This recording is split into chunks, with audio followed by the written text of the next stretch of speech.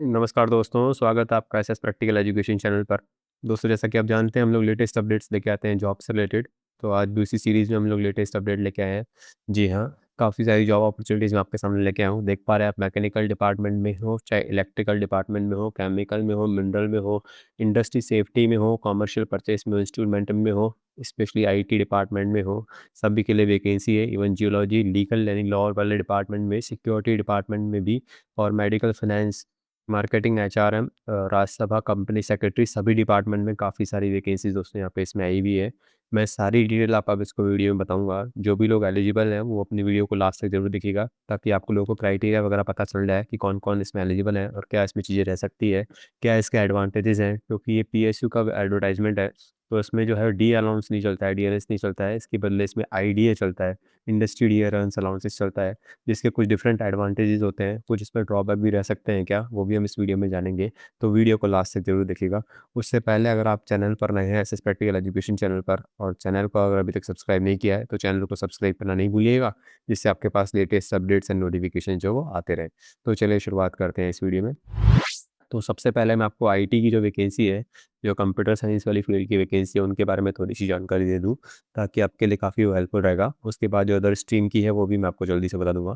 तो सबसे पहली जो वैकेंसी है, वो डेप्यूटी जनरल मैनेजर की वैकेंसी है। ई6 लेवल की वैकेंसी है। ई6 दोस्तों आप समझ सकते हैं, ई6 लेवल कितना हाई लेवल होता है, ठीक है? उस लेवल की वैकेंसी है।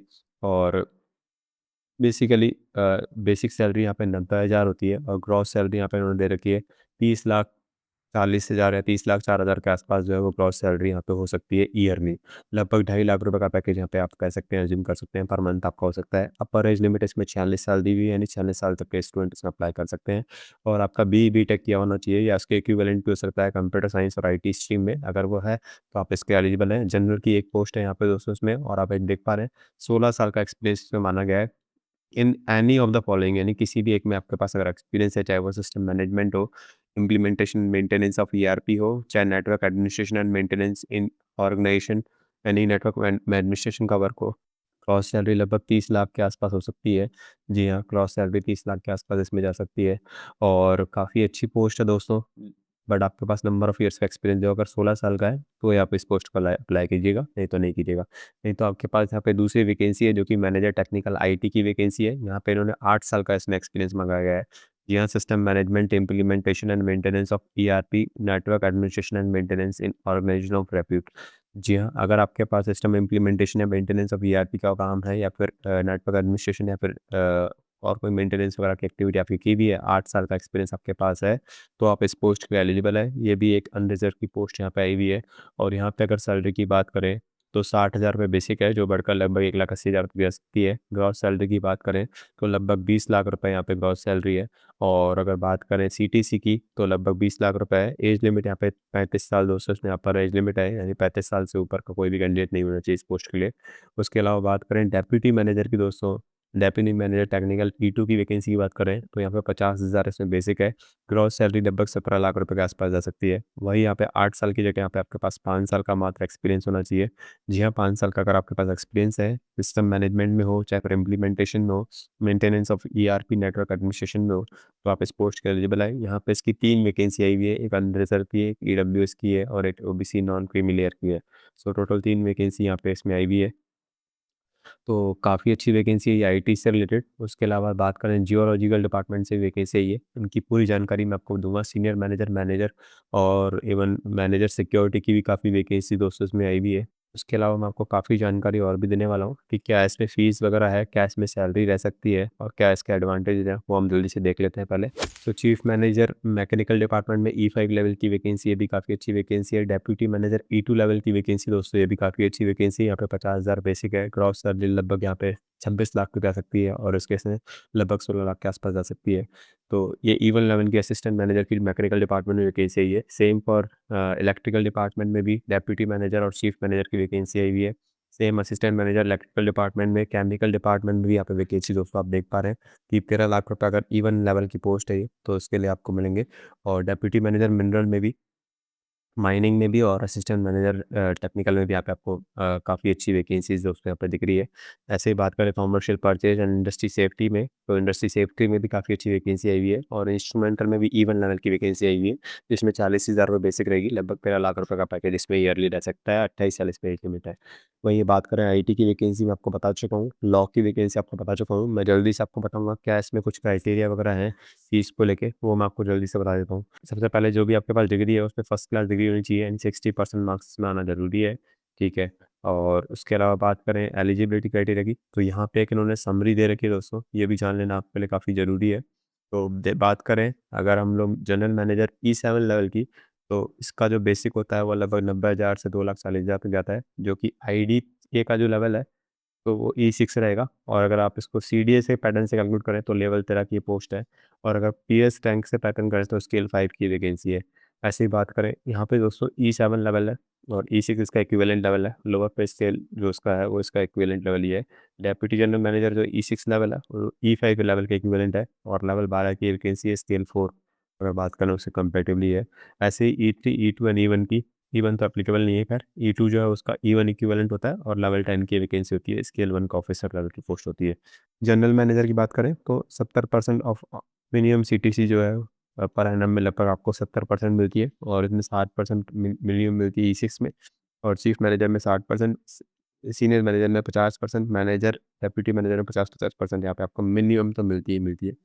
बात करें E7 लेवल की तो ग्रॉस सैलरी लगभग 35 लाख रुपए यहाँ पे दिखा रहे हैं। E6 लेवल की बात करें तो 30 लाख रुपए ग्रॉस सैलरी है। E5 में बात करें तो 26 लाख रुपए ग्रॉस सैलरी है। वहीं बात करें E4 लेवल की तो लगभग 23 लाख रुपए है, जैसे मैंने आपको ऊपर बताया था। E3 E2 and E1 level के भी यहाँ पे दे रखी है 20, 16 और 13 लाख रुपए। सो PSU की जॉब है, काफ़ी अच्छी पोस्टिंग दोस्तों इसमें रह सकती है, और प्लेस ऑफ पोस्टिंग जो है वो दोस्तों ऑलरेडी मैंने आपको बताया, बट ये जो है वो डिपेंड करता है कि कहाँ पे ट्रांसफ़र वगैरह होते हैं, कौन सी यूनिट्स में कहाँ पे किस जगह पे रिक्वायरमेंट है, तो उसके अकॉर्डिंग ही रह सकती है। एज रिलैक्सेशन जैसा कि गवर्नमेंट में होता है, यहाँ पे भी दिया गया है OBC, SC, ST and PWD candidates को, सेंट्रल गवर्नमेंट एम्प्लॉइज़ के ऑटोनोमस ऑर्गेनाइजेशन को भी 5 साल का यहाँ पे रिलैक्सेशन दिया गया है।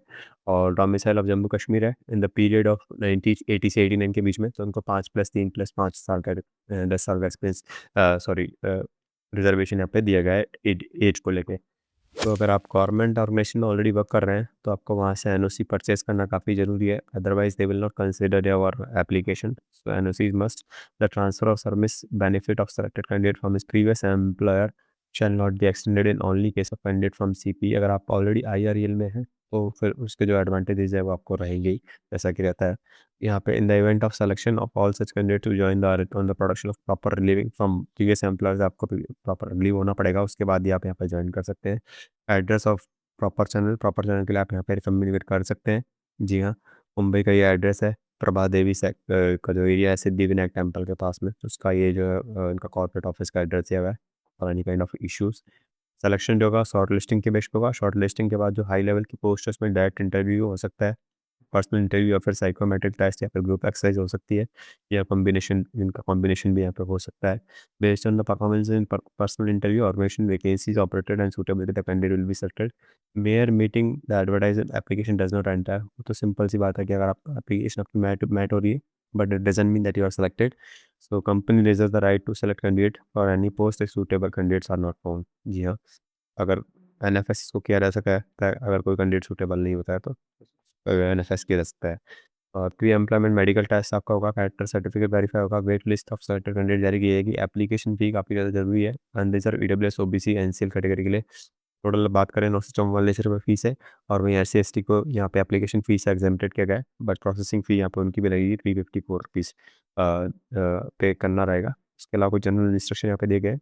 क्लोजिंग डेट जो एप्लीकेशन की वो ऑलरेडी स्टार्ट हो गई है 20 जुलाई से, और बात करें इसकी एंड डेट की तो 10 अगस्त तक आपके पास टाइम है फॉर्म भरने का, तो आप फॉर्म भर के जमा करा सकते हैं। उसके अलावा बात करें कुछ और रिक्वायरमेंट की, सो ये यहाँ पे कैसे अप्लाई करना है वो आप ऑलरेडी जानते हैं, वो मैं आपको बता चुका हूँ already. Instruction to for submission the online form, वही आपको रजिस्टर करना पड़ेगा, साइन अप करना पड़ेगा, आपके डॉक्यूमेंट वगैरह अपलोड करने रहेंगे, और उसके बाद जाके आप इसमें अपलोड कर सकते हैं। सो बात करें रजिस्ट्रेशन साइन अप की, तो ये रजिस्ट्रेशन यहाँ पे साइन अप वगैरह भी दे रखा है, तो ये आपको करना रहेगा। और जैसे कि मैंने आपको बताया 20 जुलाई से फॉर्म स्टार्ट हो गए हैं और 10 अगस्त इसकी लास्ट डेट है। So you can fill up those forms if you are eligible. Then ये कुछ एब्रीविएशंस वगैरह दे रखे हैं जो आप यहाँ पे दे सकते हैं। अब बात करें सबसे पहले कंपनी की, तो ये कंपनी जो है दोस्तों जानना बहुत ज़रूरी है। अप्लाई करने से पहले इसका थोड़ा-सा बैकग्राउंड जान लेना ज़रूरी है कि आईआरईएल लिमिटेड जो है, ये एक वन ऑफ द पीएसयू है, यानी पब्लिक सेक्टर यूनिट है गवर्नमेंट की, भारत सरकार का जो उपक्रम है एक तरह से हम कहें, परमाणु ऊर्जा विभाग यानी डिपार्टमेंट ऑफ एटॉमिक एनर्जी की है।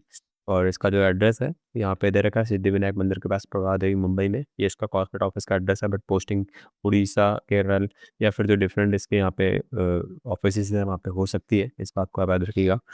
तो डिपेंड ऑन कहाँ पे रिक्वायरमेंट रहती है। और आईआरईएल जो है वो मिनी रत्न कैटेगरी 1 की सेंट्रल पब्लिक सेक्टर अंडरटेकिंग है, जिसका कि administrative control of department atomic energy है।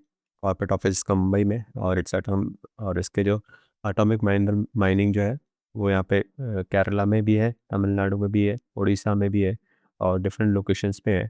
ठीक है, तो काफ़ी अच्छी कंपनी है दोस्तों। भारत सरकार का एक उपक्रम है, ठीक है, पीएसयू है, और लिमिटेड आज also setup a joint venture with industry development corporation of Orissa के साथ भी इनका जॉइंट वेंचर किया हुआ है for setting up new atomic minerals and mineral separation plant in Gajanan district, Ganjam district of Orissa. Tamil Nadu limited में भी दोस्तों इसका सेटअप किया हुआ है। जी हाँ, और भोपाल मध्य प्रदेश के साथ भी इसका टाई अप किया हुआ है। सो काफ़ी अच्छी कंपनी है दोस्तों। मैं तो ये कहूँगा जो लोग भी इसके एलिजिबल हैं वो डेफिनेट सी बात करके अप्लाई कर सकते हैं। कुछ अगर डाउट आ रहे हैं आपको एप्लीकेशन में, या किसी और टाइप के आपको डाउट आ रहे हैं, so you can let me know by commenting on this channel. जी हाँ, और अगर किसी भी टाइप की हेल्प चाहिए आपको एग्जाम के कंसर्न से related also, so you can let me no. Channel पर नए हैं तो चैनल को सब्सक्राइब करना नहीं भूलिएगा दोस्तों। And once again thank you so much दोस्तों for watching the video, and have a good day.